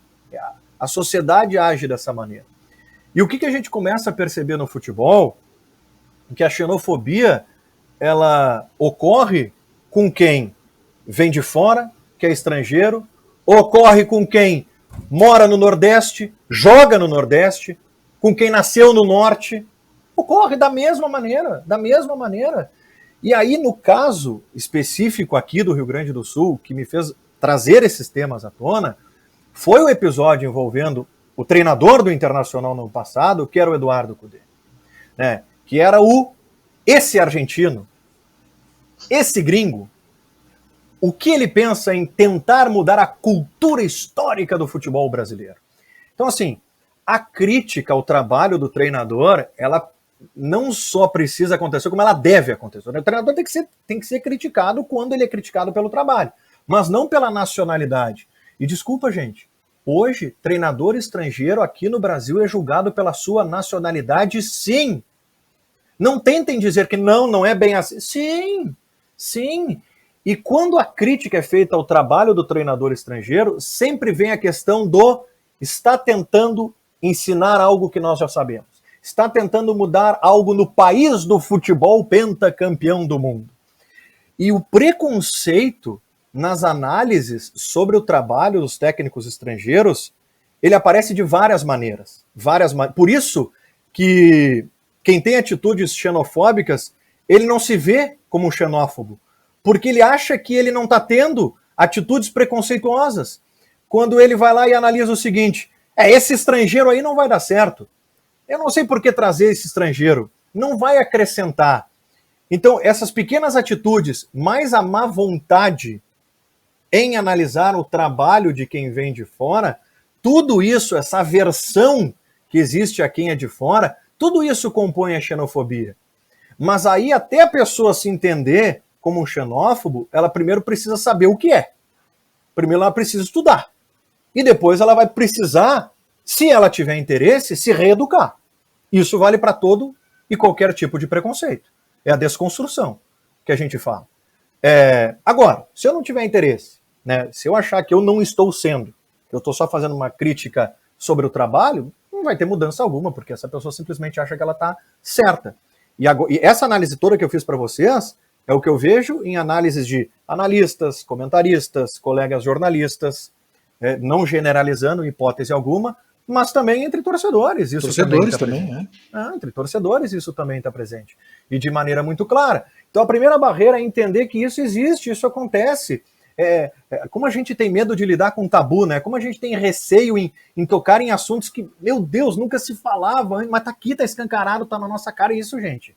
Como é que a gente não vai discutir? Como é que a gente vai fingir que isso não está acontecendo? Como é que a gente não vai respaldar um assunto como esse? E aí vem a entrevista coletiva de apresentação do Ramires, e eu fiz questão de escrever uma coluna e citei o Thiago Suman, porque o Thiago Suman, ele teve, sim, coragem de abordar um tema... Sensacional. O Thiago é muito bom. Eu, Carmelito, esperei a coletiva inteira para aquele tema surgir. Inteira. Não estou condenando, criticando outras perguntas, porque outras perguntas também foram relevantes e importantes. Mas uma coletiva de apresentação de um técnico estrangeiro chegando para trabalhar no Brasil, ela precisava passar por esse tema. Porque o que o Ramires já está enfrentando aqui e vai seguir enfrentando, o Crespo está enfrentando, o Holan está enfrentando, o Abel Ferreira está enfrentando, e todos os técnicos estrangeiros que vêm para cá enfrentam. Fossati enfrentou, o Aguirre enfrentou, todo mundo. E olha só, 2010, lá se vão 11 anos, nós não estávamos preparados para abordar esse tipo de tema. Se falava em xenofobia com Fossati, se falava em xenofobia com Aguirre, quando ridicularizavam o rodízio do Aguirre. Então, tem também uma evolução nossa, né, como profissional, entendendo que hoje os tempos mudaram, que a gente não pode mais negligenciar isso. Senão, eu repito o que eu disse no início, senão a gente faz parte disso também. E outra, quando eu abordo esse assunto, eu acho que vamos lá, sendo bem claro, quando eu abordo esse assunto, quem, porventura, ache que adota essa postura, não precisa contra-atacar. Quando eu abordo esse assunto, eu não estou abordando esse assunto para apontar o dedo. Eu estou só abordando esse assunto para que a gente reflita. Discuta? Pare, pense, e se de fato a gente está tendo essas atitudes, vamos mudar. Para que a gente deixe de tomar atitudes no uso do nosso microfone, escrevendo nas páginas, atitudes preconceituosas, atitudes racistas, homofóbicas, xenofóbicas. Então, não é apontar o dedo, não é perseguir, sabe? Não é isso. É refletir sobre um tema que está aí para todos nós, né? Porque é muito mais do que só um jogo de futebol. É muito mais do que só análise de um trabalho de um treinador. E se o Ramires tiver que ser criticado, que seja criticado pelo seu trabalho, e vai ser. Podem ter certeza, mas não pela nacionalidade, pela má vontade, pela implicância. É isso que precisa mudar. É isso que a gente precisa entender. E aí, entrando na questão do Vicente, nós vivemos já há um bom tempo esse embate, digamos assim, geracional, né? Maneiras e maneiras de entender e compreender o futebol. No final das contas, eu entendo que em muitos momentos essas visões elas se complementam para o público consumidor. Eu acho que o empirismo ele não pode deixar de existir, mas eu acho que só o empirismo, ridicularizando o científico, não tem mais lugar, não tem mais espaço. Não tem mais espaço na mídia e o público não se contenta com isso. O público não se contenta com uma análise do tipo: o Grêmio massacrou o seu adversário. E aí eu abro lá um site de scouts e o Grêmio teve 3 conclusões e o adversário 16 conclusões. Então, assim, o empirismo não pode prevalecer hoje em dia. Claro que é importante a tua percepção sobre o momento do jogo, tu tá no estádio, sensação, né, a tomada de decisão equivocada no calor do jogo, do jogador, tudo isso é muito importante. Mas desprezar, ridicularizar, como se faz muito com o dado científico do futebol, isso não tem mais espaço. E outra coisa, gente, que às vezes é muito difícil as pessoas aceitarem. Não se trata de um tomar o lugar do outro. Se trata de acrescentar informações e dados a uma análise que já existe há muitos anos. Já existe. Né? É qualificar. Mas enquanto a ideia for dessa dicotomia de ele quer o meu lugar, esse dado é mais importante do que eu estou dizendo, né? Só há lugar para quem tem uma mentalidade, digamos assim, moderna sobre o futebol e não sobre quem tem a vivência do futebol. Isso não vai acrescentar e não vai nos levar a nada. E, de novo, quando eu abordo isso, eu não abordo no sentido de apontar o dedo e dizer agora o que vale é só o novo. Não é isso, não é isso. É aceitar novas maneiras de entender e interpretar o futebol e agregar isso. Profissionais que entenderam esse movimento hoje são profissionais que têm uma grande aceitação do público. Profissionais que não entendem e se recusam e rechaçam esse movimento são profissionais que aos poucos eles vão perdendo a sua relevância com o público consumidor. Eles não penetram mais da maneira que eles penetravam, porque hoje, gente, sem nenhuma dúvida, quem me lê e quem me ouve tem muito torcedor que tem muito mais conhecimento científico de futebol que eu. Não é porque eu sou jornalista esportivo que eu entendo mais de futebol do que o Mano, do que o Vicente, do Carmelito. Gente, quando eu recebo uma crítica, e essa crítica está embasada, ela é construtiva, eu paro, leio de verdade e reflito. Então, quando se faz a crítica da crítica, é para construir. A crítica da crítica é para construir. A crítica da crítica não é para apontar o dedo, perseguir e condenar. É para construir. É para tentar propor uma reflexão, Carmelito, né? Para que a gente entenda onde que a gente está hoje e o que a gente pode fazer. Mas enquanto a lógica for de perseguição, apontar o dedo, condenar, não aceitar, má vontade, vai ser difícil a gente encontrar essa evolução, né? Vai ser muito difícil. E outra coisa, o público consumidor, hoje, lá atrás eu falei para vocês, no início do nosso papo, hoje ele não se contenta com qualquer coisa. Há uma infinidade de ofertas de conteúdos para o público e ele escolhe o que ele vai consumir. Mas é que nós ainda, a gente se preocupa muito com o que o grande veículo, o veículo tradicional está falando. A gente dá muita importância para o veículo tradicional. E quando a gente percebe que veículos tradicionais não estão nesse movimento, nos incomoda, porque a gente sabe a relevância que essas pessoas e esse veículo têm e como eles influenciam a opinião dos torcedores. Por mais que veículos alternativos eles supram essa carência de quem busca conteúdo de qualidade, ainda assim, né, os veículos tradicionais com grande abrangência e relevância, eles têm uma força muito grande em induzir o pensamento do torcedor. Não estou dizendo que o torcedor ele aceita qualquer coisa, eu não estou dizendo isso, mas isso é comunicação, tá? Isso é estudo de comunicação. A partir do momento que tu começa a repetir a mesma coisa várias vezes, todos os dias, escrever a mesma coisa, em algum momento o Carmelito vai parar e vai dizer assim, ó, o Gamba tem razão. Esse técnico não presta porque ele é espanhol. E não atinge só o público, né, Gamba? Acaba atingindo a administração dos clubes, às vezes. Atinge? Que pauta suas ações nas redes sociais.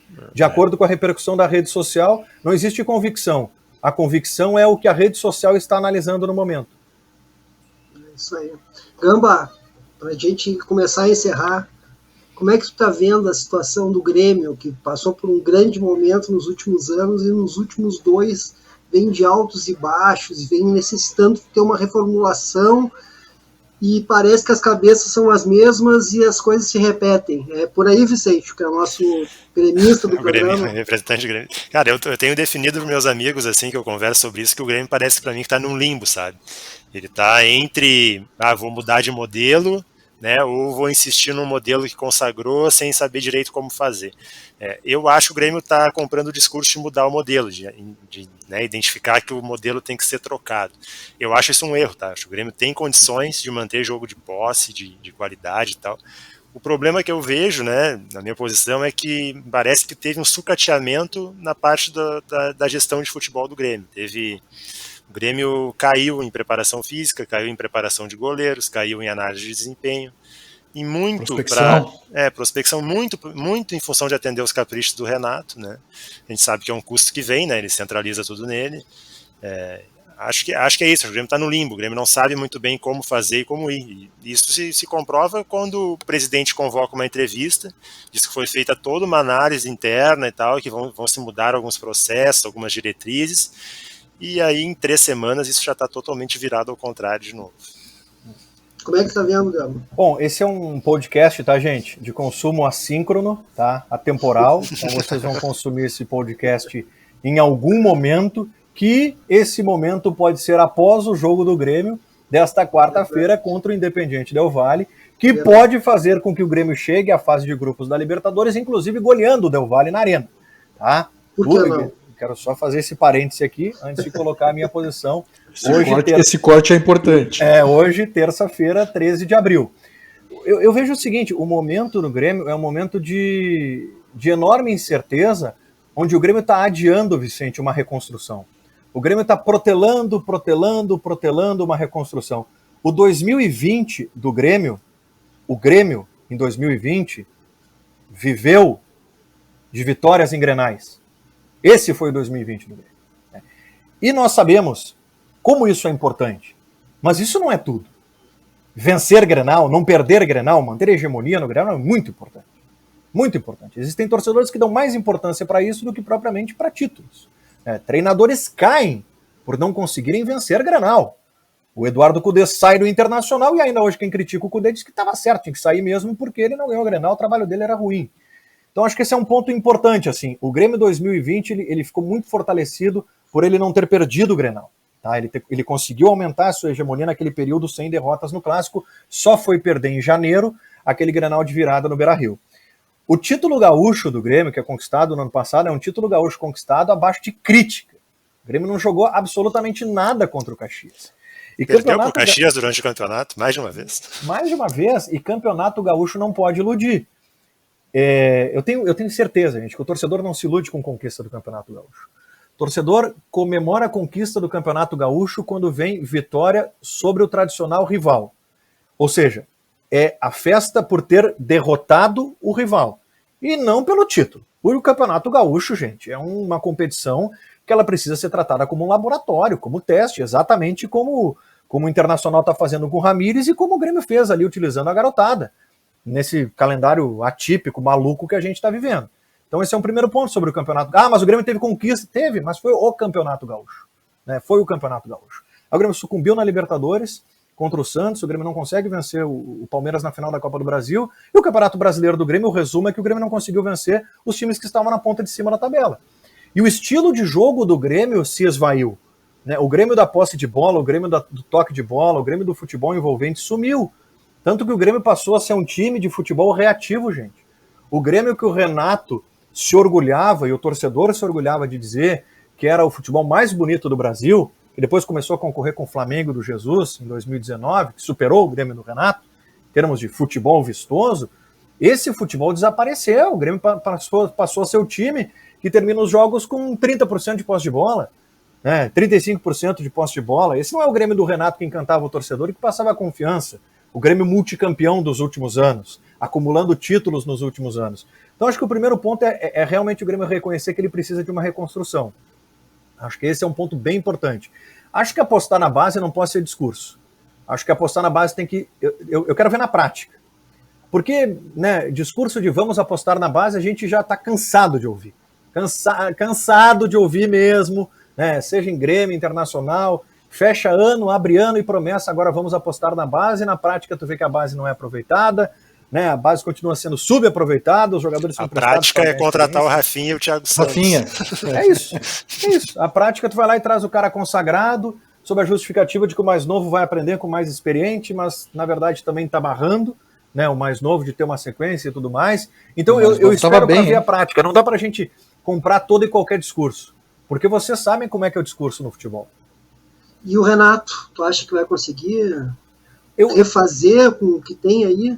Eu entendo o seguinte, minha leitura, o presidente Romildo Bolzan renovou com o Renato em função do calendário. O fim da temporada 2020, ele cola com o início da temporada 21, com o Grêmio envolvido entre 2 jogos das finais da Copa do Brasil.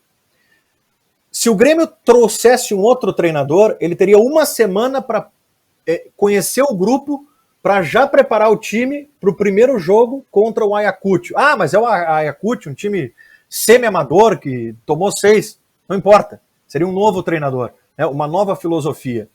E talvez o presidente não quis ali pagar um alto preço de demitir um ídolo, trazer um treinador sem nenhum tempo para treinar pré-temporada, conhecer elenco e tudo mais, prorroga o vínculo do Renato até o final da temporada, porque na verdade as temporadas elas colaram uma na outra, e o Renato apenas segue desenvolvendo o seu trabalho. É a leitura que eu faço da decisão do Grêmio em permanecer com o Renato. Nós sabemos que o Renato já fez muito com esse grupo. O Renato já conseguiu superar adversidades com esse grupo do Grêmio enormes. E ele está diante de uma grande adversidade, é um grande desafio ele fazer esse time do Grêmio voltar a jogar. Hoje o Renato não pode contar com o Maicon. O Maicon é um jogador que, primeiro, ele não fica à disposição 90 minutos e ele não consegue jogar todas as partidas.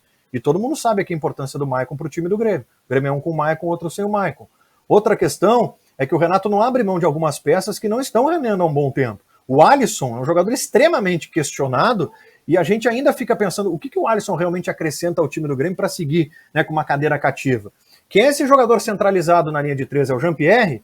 O Jean-Pierre é a eterna promessa, né? A gente defende o Jean-Pierre por aquilo que ele pode entregar, mas não por aquilo que ele já entregou, porque ele entregou muito menos do que ele pode entregar. Tanto que ele foi buscar uma alternativa como o Pinares, por ali, que também não deu resultado.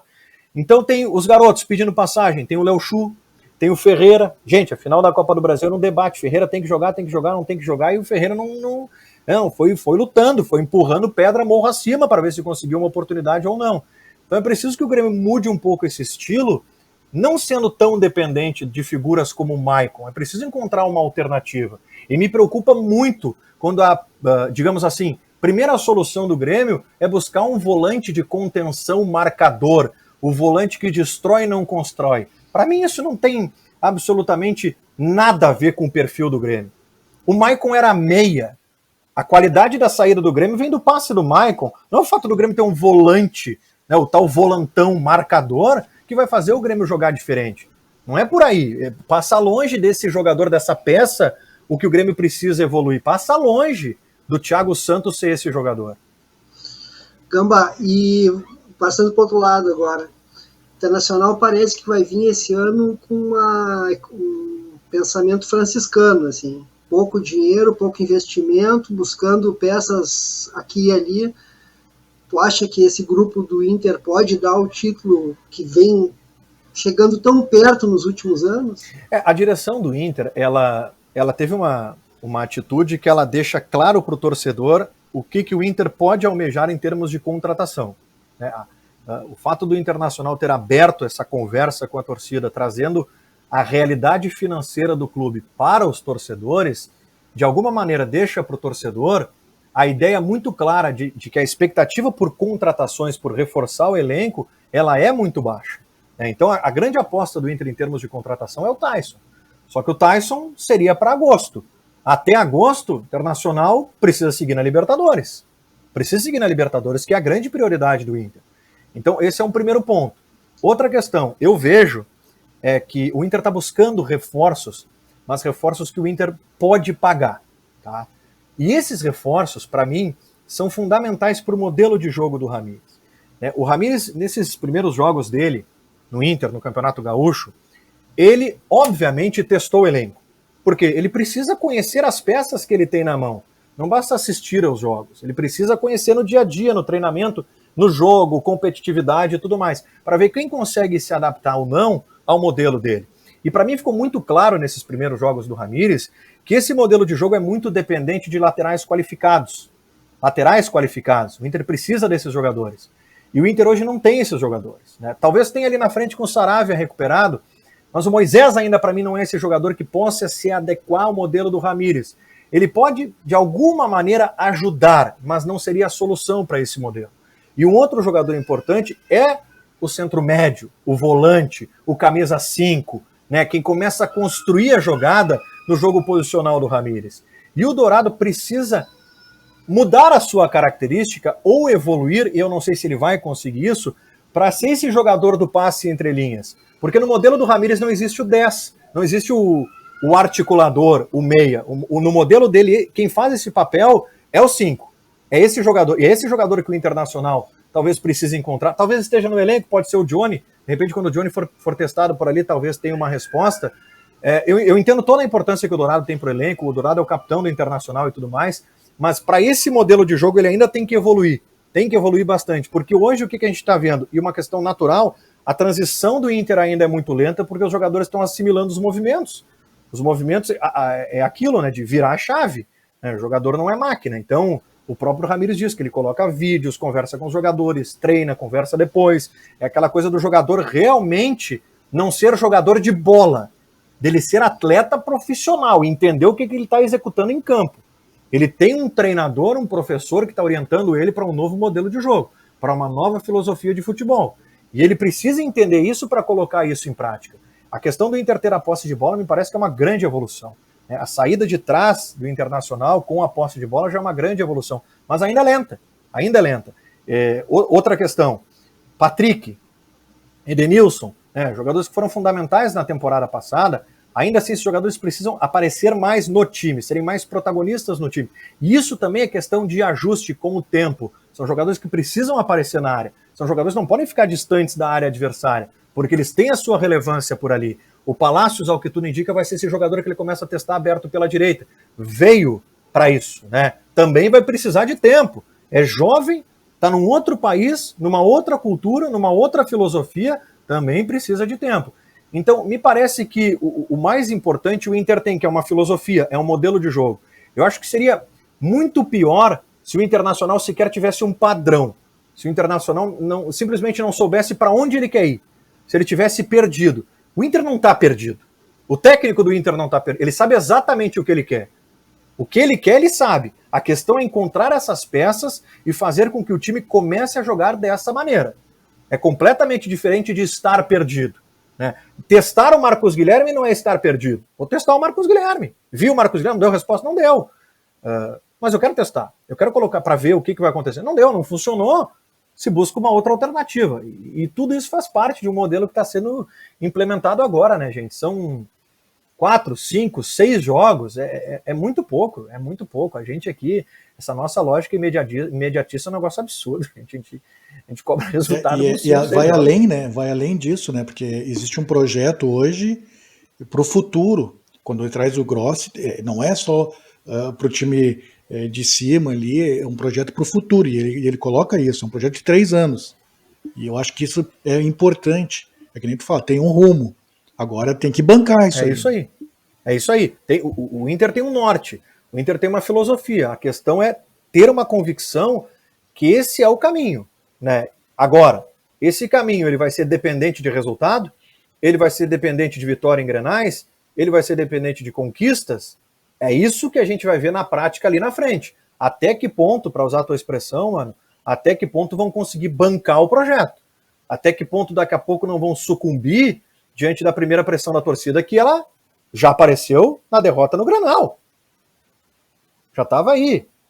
O torcedor é passional, o torcedor ele age dessa maneira, mas eu acho que além da passionalidade, também é preciso entender um pouco esses movimentos que estão sendo dados, assim, onde que o Inter quer chegar. Eu entendo completamente, né, o jejum de títulos, né, a necessidade de ter uma conquista expressiva, de não ter mais paciência, né, em ficar na fila, né, o sofrimento de ter batido na porta um título da Copa do Brasil, um título do Campeonato Brasileiro, tudo isso é muito recente.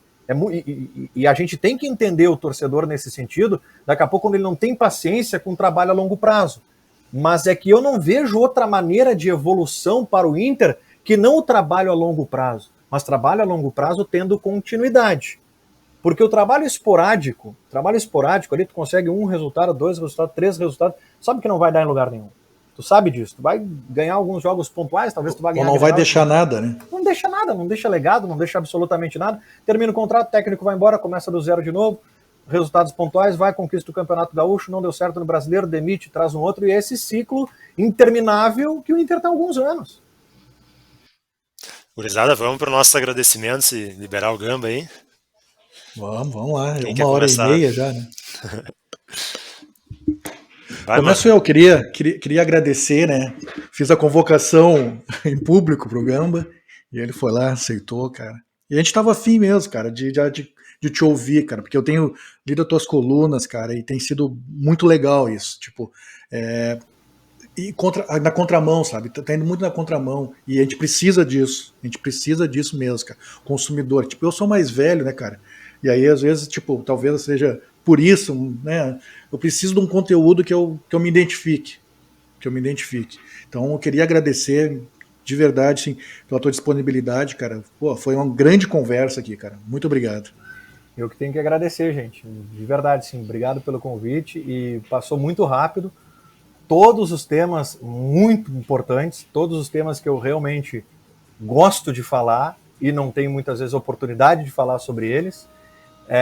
Então desculpa aí se em alguns momentos eu me estendi demais, mas é que eu acho que a gente precisa fazer isso, pessoal. Quando a gente tem essa oportunidade, a gente tem que ocupar esses espaços, a gente tem que tentar transmitir a nossa mensagem nesse sentido. E eu adorei, de verdade, poderia ficar mais 2 horas conversando com vocês aqui. Daqui a pouco vamos marcar outro, então. Não, e depois que passar a pandemia presencial, aí tem que ser com presencial. Certeza. Com certeza. A gente marca num bar daí. Né? Eu ia falar isso, mas eu deixei para vocês me convidarem. Mas era o que eu ia falar. Irmão, eu gostaria de te agradecer por esse tempo todo que ficou com a gente aí, cara, um grande papo, cara, sensacional. Sabe que eu te amo de coração, eu só torço melhor sempre por ti, viu? Sempre. Parabéns e obrigado por fazer a nossa categoria crescer. Tu faz isso. Tu é parte disso, Carmelito. Tu é parte disso fundamental. Antes de mim, inclusive. Antes de mim. Eu acho que o que a gente tem que fazer é se fortalecer, que nem eu falei antes. Eu acho que nós, enquanto classe, a gente precisa se fortalecer nesse sentido, né? Deixar de lado essa lógica de concorrência. Não é o meu concorrente, é o meu colega de profissão. E eu acho que, acima de tudo, a gente tem que pensar na profissão, pensar no que a gente vai deixar, pensar na sociedade como um todo. Por isso que me incomoda muito quando eu vejo programa esportivo, ouço programa esportivo servir de palanque para alienação. Me incomoda demais, E um papo que nem esse de vocês aqui é muito importante, de verdade. Não é porque vocês estão aqui comigo, me convidam, mas é muito importante. Isso deveria estar presente em grandes veículos, né? Isso deveria estar presente do público. O público precisa consumir isso para entender que o jornalista esportivo ele não é alienado, embora muitos queiram que a gente seja alienado. Quando a gente sai de assuntos que fogem do futebol, né, eu sou xingado lá no Twitter. Fica quieto, cala a boca, fala de futebol que é o que tu sabe. Então assim, todos vocês já perceberam isso, né? Então é aquilo, gente. Não adianta, a gente tem que ocupar os espaços nesse sentido para tentar mudar um pouco esse pensamento. Senão aquela mudança que a gente tanto almeja, ela não vai acontecer. Ela pode acontecer? Pode. Eu sou um pouco pessimista, assim. Acho que é pelo convívio com o Carlos Guimarães. Mas ela vai mudar. Mas a gente tem que tentar, né? Tentar, né? Fazer a nossa parte. Eu quero me associar também, meus colegas de podcast, agradecer muito o Gamba. Foi um papo muito legal, a gente passou por temas importantíssimos, né? Conseguimos também explorar um pouco o Gamba dentro de campo, né? Mas o principal era realmente o fora de campo, o mais relevante, o mais urgente, o mais importante. O Gamba datou, né? Falou da data que a gente está gravando, uma data importante, 13 de abril. Hoje marcam 6 anos da morte do Eduardo Galeano. A Nájila lembrou disso lá no Twitter, né? Que a gente ia gravar hoje nessa data. E eu quero deixar também o meu agradecimento para o Gamba, dizer que o espaço está aberto para retornar, a gente incomoda ele de novo no futuro. E quero deixar uma frase, né, do Eduardo Galeano, uma citação que o Davi deixou lá no nosso Twitter do Três Teses, que é o seguinte: livres são aqueles que criam, não aqueles que copiam. E livres são aqueles que pensam, não aqueles que obedecem. Grande Galeano. Baita frase. É isso aí, pessoal. Muito obrigado pela audiência de todos. Até o próximo Três Teses. Até o próximo, valeu. Até.